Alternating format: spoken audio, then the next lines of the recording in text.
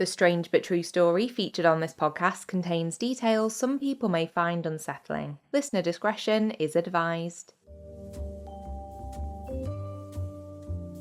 I'm Chyaz Samuel, and things are about to get weird. Welcome back to episode 66 of Things Are About to Get Weird. I am so happy, as always, that you've tuned into the show today. Thank you for being here. I must say that I'm exceptionally excited about today's topic. This one has been a real treat for me to research, because it's a subject matter that's fascinated me for as long as I can remember. Some time ago now, I had a message on Facebook from Angharad, one of our fabulous listeners, and she asked whether I'd ever considered doing an episode about superstitions. Of course, I've mentioned superstitions multiple times within our full episodes and our Weird Fix mini episodes too, but Angharad suggested that a deep dive into the history of superstitions and the origins of some of the more strange and unusual ones could make for a brilliant dedicated episode, and I agree. So today we're going to be heading back in time to try and find out how superstitions became part of our daily lives, and take a look at a fair few odd examples. Plus, for balance, explore the more skeptical angle of this subject as well. One quick thing to say is that I'm currently recording this episode in the middle of a storm. Not sure if there are any superstitions surrounding that particular scenario, but if you hear any unusual background ambience, that's what it is. Although, of course, I'll do my best to eliminate it in the edit. All of that said, let's get right on into the episode.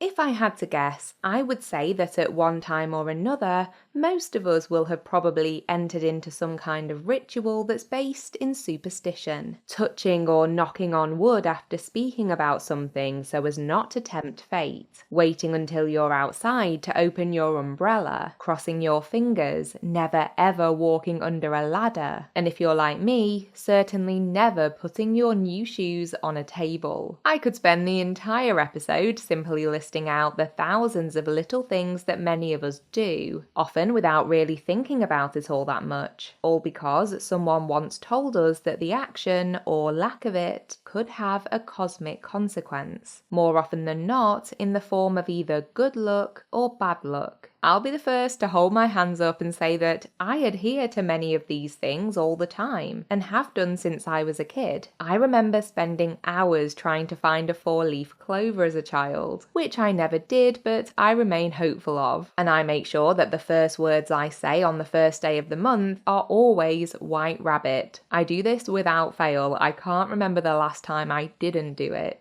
But where did the idea of superstitions come from, and why do they stick with some of us so deeply? In order to try and answer the first of these questions, we need to take several steps back in time, because although it's incredibly difficult to pinpoint exactly when the first superstitions emerged, it's safe to say that some have ancient origins. And whilst today lots of us still believe in these rituals, I'd say that most people don't take them anywhere near as seriously as the ancient Greeks, for example. The term they used for these beliefs was disidaimonia, which roughly translates to fear of the divine, and that tells us that these early recorded examples of superstitions were very much based in religion and fear of the wrath of the gods, which makes a lot of sense when you think about it. Whatever higher power you may believe in, there's still an unspoken link there between doing an action like touching or knocking on wood and the influence of an unseen force.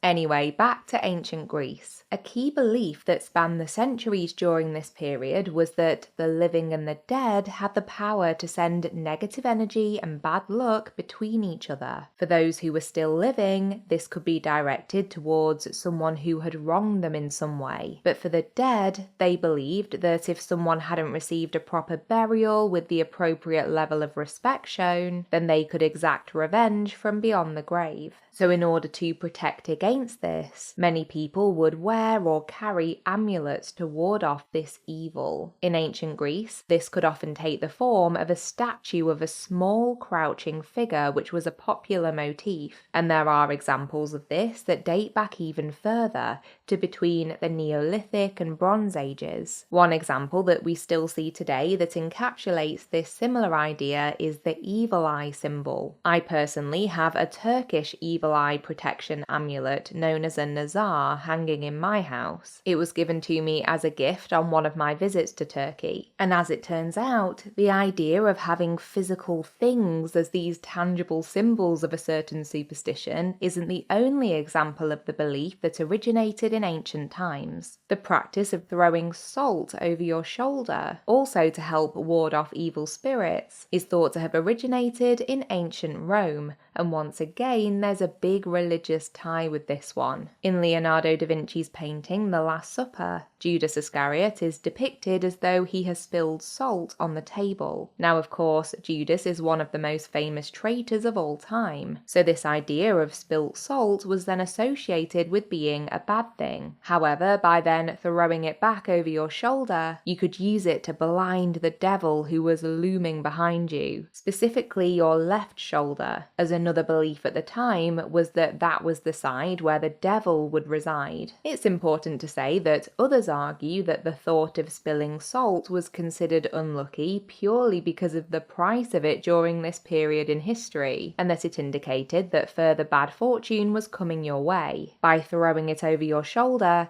you were doing a kind of equal act as a form of penance to then neutralize the bad luck in a way. So I think it's safe to say that many of the first recorded instances of superstitions existing within society are largely based in religion or spirituality, which isn't altogether shocking. In a little bit, we're going to look at some of the more weird and wonderful rituals we still use today, and look at how they came about, so we'll loop back to the history side of things shortly. But for now, I wanted to take a look at the more human side of this topic, the psychological side to be exact. Bear in mind that I'm not a doctor or a medical professional of any kind. I've simply done some research and reading about this, so the information I'm about to present is just being filtered through my own understanding. I'm not an expert, just an enthusiast. It seems that, like the history of superstitions, the research around them is also a little unclear and somewhat muddled. There's a great article I found from the British Psychological Society written by Ella Rhodes, where she explains what one key piece of research undertaken in 2007 by Lindemann and Arneo had to say on this matter. Quote, "They point to a lack of conceptual clarity and the difficulty in differentiating between superstition, magical thinking, and supernatural beliefs. They put forward a theory that draws on developmental psychology to suggest that we gain 3 areas of knowledge as children that help us to make sense of the world: intuitive knowledge about physics, psychology, and biology. They suggest that as adults we can still confuse these ontological categories, for example by giving inanimate objects thoughts and feelings." Ella then goes on to further discuss what the research has implied about this link with our early lives, saying, quote, "These beliefs, typical of preschool children, are preserved and activated among adults, even though their rational knowledge has devalued those representations. I would say that the vast majority of superstitions I still carry are ones I've had since childhood, and I do have self-awareness when I'm carrying out the rituals, like being extra careful to not damage a mirror, purely from the perspective of not wanting bad luck rather than just not wanting to break a possession of mine. I know that that isn't logical, but the force is too strong. It is so interesting. One of the key people you'd be likely to come across if you looked into the psychology of superstitions is Stuart Weiss. He's a former psychology professor and quite literally wrote the book on the topic. It's called Believing in Magic, The Psychology of Superstition. As part of Ella Rhodes' article, she actually spoke to Stuart, and he offered numerous incredibly interesting insights. He discussed how some superstitions can provide an illusion of control in situations where it might be scarce, and that performing these small actions might help to quash some of our anxieties around certain things that aren't necessarily in our control. From everything I've read about his work, he often groups superstitions into positive and negative ones. So the positives are things like your 4-leaf clovers and other lucky charms, whereas the more negative ones, for example, example could be the fear of the number 13, which incidentally is something we've discussed before on the podcast, actually in the first ever Weird Fix mini episode. What I thought was amazing about this angle is that Stuart Weiss believes there could be a slight psychological advantage to be gained from the positive superstitions. If you take a lucky object with you in your pocket while attending a job interview, let's say, then you might feel more confident and less anxious. On the flip side, he also highlights the potential dangers of some superstitions when it comes to health-related matters. For instance, if you chose an alternative route to a scientifically proven treatment because of a superstitious belief. Overall, it appears that his view is that we'd all be better off if we thought rationally when it comes to our everyday decisions, which naturally sounds great, but I feel that he also acknowledges that some of these beliefs run very deep for people, and that it's tricky to unlearn these habits we've always done and have accepted since we were children. Although saying that, I'm sure it's definitely possible to unlearn them. I truly could go on and on about the psychological side of the topic, and if you're interested, I'd highly recommend checking out Ella's article as she discusses several other theories too. But in the name of keeping it weird, I wanted to get back to some of the stranger examples of superstitions that I've come across and take a closer look at how they could have come about and what they mean to those who follow them. The first one I'm going to talk about is one that I mentioned at the start of this episode because I hadn't actually realised this, but it looks as though one of the superstitions I've always held, the idea of never putting new shoes on a table, is actually quite specific to certain places, one of them being Northern England. I'm sure people outside of the North have also heard of this, but it's definitely a big one in my family. I have vivid memories of my mum saying, "Quick, quick, quick, take them off there," if my sister or I ever got home from a shopping trip and put new footwear we'd bought on the table. I've seen several possible explanations for this one, but the one that crops up the most relates back to an old coal mining tradition. If a worker tragically died during an accident at work, which was sadly not all that uncommon of an occurrence, then their shoes would be placed on a table to show respect. But what this then translated to was the fear that if a new pair of shoes were also put in this same position, then it could foreshadow the death of a loved one, as it was seen as tempting fate. As I kept reading about different odd superstitions from around the world, I noticed that one country kept being mentioned, and that was the beautiful Portugal, one of my favourite places. I hadn't fully realised this, but I found several sources stating that Portugal is a pretty superstitious country, and although there is more of a light-heartedness to some of the practices these days, many of them have backstories involving religion. One example I found was that in some areas of Portugal, it's considered very bad luck to walk backwards, because it's said that if you do,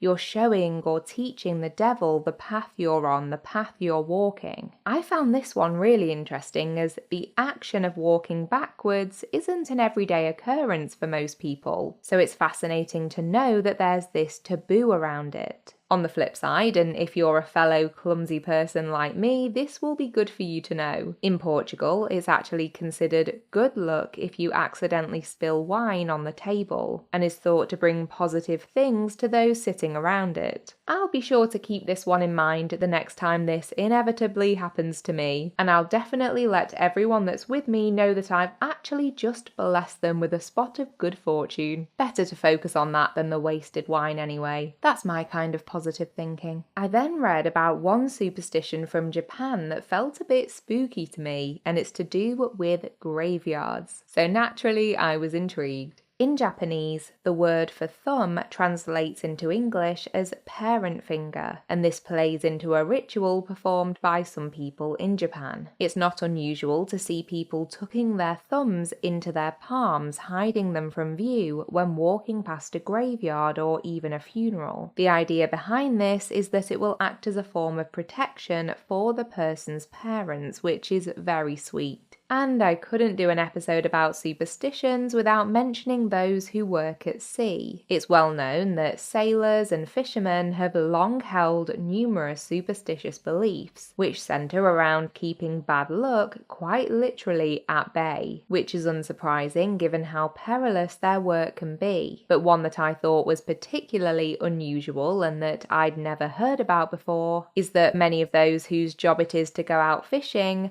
flat out refuse to carry bananas on board their boats, and some even think that having a banana for breakfast on the morning of a fishing trip is just as much of a no-no. It proved difficult to find out exactly where this one originated from, but there were a couple of ideas I kept seeing. First of all, the suggestion that because bananas produce ethylene gas, perhaps this could act as a fish repellent, or alternatively, that because bananas float, they would sometimes be all that was left on the surface of the water after a shipwreck, so would therefore be seen as a bad omen. These reasonings don't sound too far-fetched at first glance, especially the first one, but in reality, several fruits and vegetables give off this same gas. It's not exclusive to bananas. The second one is quite morbid really, but the more you think about it, I think they might be onto something with that one. That could be the reason for this superstition. All in all though, it's a strange one nonetheless. Of course, it would be a missed opportunity if I didn't tell you about the origins of some of the superstitions I mentioned earlier on in the episode. So, touching or knocking on wood could be linked to some ancient pagan cultures who believed that spirits or gods resided in trees. So by touching a wooden object or surface, it could be a way of connecting with those spirits for good luck. I actually love this one, and I feel like even if you're not a spiritual person, you could still look at it from the perspective of connecting with the energy of nature for grounding and good fortune. It's lovely. In terms of the superstition about not opening an umbrella inside, this one is thought to date back to ancient Egypt, where it was believed that bringing any items designed to protect from the weather indoors was a slight on the spirits which were watching over and guarding your home, implying that their protection wasn't adequate, so there was a fear of incurring their wrath. And when it comes to saying white rabbit or a variation of the phrase on the first day of the month, before uttering any other words that day of course, it's because rabbits have long been considered lucky animals in and of themselves, and that's thought to be because they're a sign of new beginnings and the move from winter into spring. So it's piggybacking off that, if you will. Again, there are so many more that I could mention, but the further I've looked into the topic of superstitions, the more bizarre stories and nuggets of information cropped up. So I'm going to move things along now and share a couple of those with you. The first one is genuinely quite shocking and something I'd never heard about before, and it concerns the former US President Ronald Reagan and his wife Nancy. Ronald Reagan was the 40th President of the United States and was in office from 1981 to 1989. To be honest, we could have a full episode about some of the bizarre things about his presidency, but today we'll focus in on just this point. In May of 1988, a memoir released by former White House Chief of Staff Donald Regan revealed something quite mind-boggling about the First Lady, that she was an incredibly superstitious person, but that this fixation, and especially her fixation with astrology, had had a direct impact on certain political decisions made by her husband. In his book, the president's former right-hand man wrote, quote, "Virtually every major move and decision the Reagans made during my time as White House Chief of Staff was cleared in advance with a woman in San Francisco who drew up horoscopes to make certain that the planets were in a favorable alignment for the enterprise." He continued to claim that Mrs. Reagan, quote, "insisted on being consulted on the timing of every presidential appearance and action so that she could consult her friend in San Francisco about the astrological factor." He went on to speak about how if certain things didn't align, the day was considered bad, and that the president would then cancel planned travel, speeches, and press conferences, though he also made it clear that he wasn't sure exactly how much the president knew about these influences on his wife. In her own memoir, Nancy Reagan would go on to admit that she did consult an astrologer regularly, but of course she denied that this had any political ramifications, which, in my opinion, would make sense for her to deny because it would have been catastrophic for her to say otherwise. Now, don't get me wrong, I enjoy a bit of astrology from time to time, but the idea of allowing it to influence me if I was in such a huge position of power is wild. Wild. And speaking of wild, that leads me on to the second fascinating tale that I wanted to fit in before the end of this episode, and it's all to do with pigeons, which I guess are more domesticated than wild as animals go, but you get my drift. Back in 1948, the behaviourist B.F. Skinner conducted some research into something peculiar he'd noticed about our grey-feathered friends. In Ella Rhodes' article for the British Psychological Society that I mentioned earlier, she described what he demonstrated, saying, quote, "If pigeons displayed a behaviour that accidentally correlated with the presence of food, they would continue to show that behaviour despite food being released at set intervals. One pigeon would turn while the other would sway its head in an attempt to get food. In other words, a superstitious response had revealed itself through operant conditioning." This is a bit confusing, so I'll try to break it down.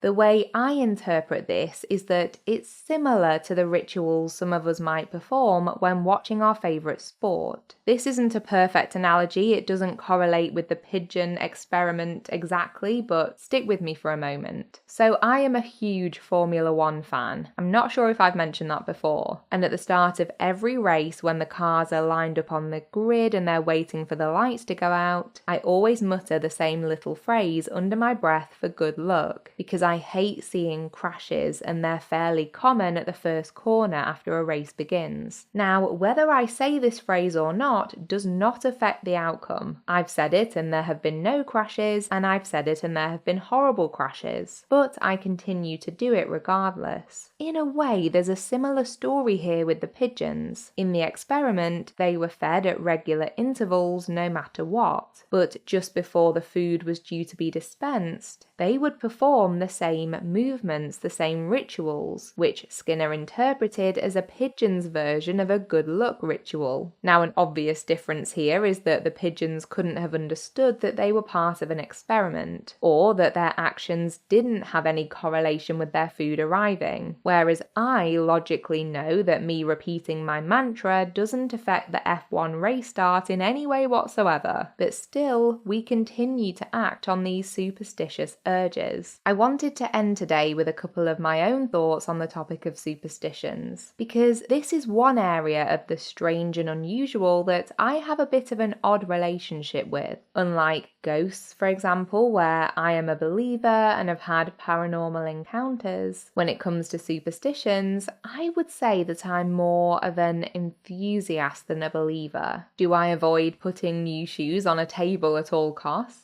Absolutely, and I'm sure that I always will. Do I truly think that it would bring myself or my family bad luck? No, not really, but it's a habit I've had since childhood, and I do find a weird comfort in performing little superstitious rituals. It's more like, oh, well, I might as well just in case, than being driven by any kind of true fear. But I think some of this, for me personally, stems from the fact that I have obsessive compulsive disorder. I don't want to get too deep into this today, but because it's something I've worked with a psychologist to help manage, I've learned some really valuable skills when it comes to dealing with it. And because a lot of the work I've done involves understanding that many OCD related rituals are not logical, I can't help but apply that same thinking to superstitions too. I can take a more whimsical view of them if you like. I see superstitions as more quirky and interesting and part of the culture of a particular place than anything to worry about too much. I think it's important to also say, though, that in many of the articles written about the psychology of superstitions, there are often warnings that they should never be taken too far, to the point where a person feels dependent on them. This could be from a psychological perspective, for example, not being able to make serious life decisions without using these beliefs as a guiding force, and leading on from that, there could be a financial aspect too. Because superstitions can be so powerful, there will always be people looking to make money from offering services relating to them. And whilst I think these things can be fun in moderation, some psychologists, like Professor Chris French, warn that becoming too dependent on this could seriously harm a person's bank balance. And of course, I think it goes without saying that I think it would be wise for someone who was experiencing mental or financial hardships as a result of being too reliant on their superstitions to seek some professional help. It's hard to deny that these beliefs are kind of all around us, though. One thing I find endlessly interesting when it comes to this subject is that I think even the most skeptical amongst us will have probably indulged in some kind of superstition at one point or another, and not just individual people. Sports teams often have lucky mascots. Entire theatre companies avoid saying Macbeth in their workplace, as it's viewed as cursed. And we see major airlines choosing not to include an aisle 13 on some of their planes. That seems like a good moment to remind you once again to check out our first Weird Fix episode if you'd like to learn more about how the number 13 got its unlucky reputation. I'm sure that in future episodes, superstitions will continue to crop up, and I have no doubt that they'll remain as intriguing to explore as ever.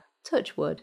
I really hope you found today's topic interesting, and I don't think the question I have for you at the end of this episode will come as any surprise. Which superstitions do you find yourself doing? I would truly love to know, especially if they're on the stranger side. If you're listening on Spotify, feel free to make use of that comments function on the episode page. It's such a great way to interact, and I can reply to the comments now as well, so it's really great for getting a conversation going. And if you're listening elsewhere, fear not. There are loads of other ways that you can get in touch, and I'll be running through all of them shortly. But for now, you know what time it is. Here's our outro feature, Weird Media.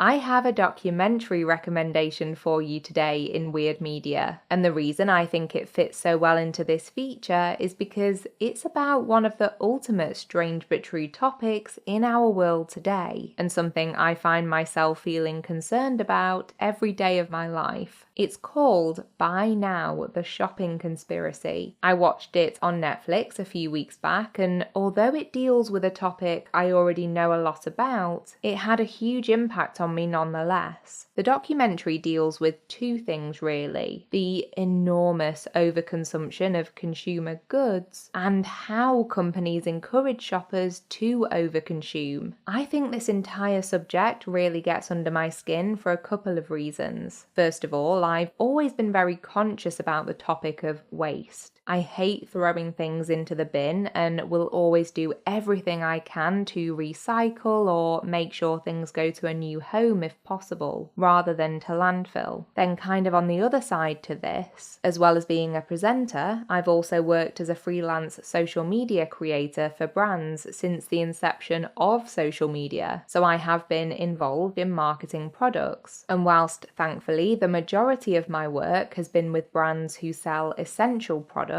and are more responsible in this arena, their primary goal is still ultimately to sell their goods. The documentary takes a creative yet hard-hitting look at the implications of our current consumer habits, as well as some of the incredibly shady practices of big companies, and at times it is bleak. But I also found it strangely inspiring. It's made me more determined than ever to focus on being better, finding the best ways to recycle, to buy buy way less overall and look for alternatives at every turn, plus to have more conversations about this subject with people around me, which isn't always easy, but I think it's important. I know I'll never be perfect, none of us can be, but those small changes do add up. I would love to know what you thought of Buy Now, the shopping conspiracy, if you've watched it. And if you decide to give it a go, please do let me know what you take away from it. Perhaps it's because we're still towards the start of a new year, but I do feel a renewed passion for making positive change in this way. So if you're in that same mindset, I think this documentary would be a great watch for you too. Okay, we have quite a few sore shout-outs to get through, so I will try to rattle through them as quickly as possible. First and foremost, Ella Rhodes' article for the British Psychological Society was amazing. That was from October 2016. There was a Google Arts and Culture piece by Andrew Mulvaney that was great too. A Good Housekeeping article about strange superstitions by Samantha Brodsky and Adam Schubach from April 2018. A fab Reader's Digest piece by Megan Jones from September 2024. Stuart Weiss himself wrote that article about the Reagans for The Atlantic. That was from October 2013. The Hellenic Museum had a brilliant article from June 2017 about the ancient Greek history of superstitions. We had a piece from History.com by Evan Andrews from August 2023 about knocking on wood. An article on the Hubbard's Marina website about bananas on boats. A piece on the Portugal online website by Emily Mudge from April 2021, all about the country's superstitious beliefs. And finally, a BBC learning resource entitled The Stories Behind Our Superstitions. To finish off with, here's a reminder of all of the ways that you can get in touch. On Instagram and also Threads, just look up at Things Get Weird Podcast. On TikTok, we are at Things Are About to Get Weird. And on Facebook, you can find us by searching for the podcast name. That's where you'll find our main page and our private discussion group. Our email address is thingsgetweirdpodcast@gmail.com. And if you've enjoyed today's episode, a quick rating or review wherever you're listening would be amazing. I'm always incredibly grateful for them. A huge thank you once again for joining me today, and I'll be back with a brand new strange but true story to tell you very soon. So until next time, take care of yourself and others and keep it weird, but the good kind of weird.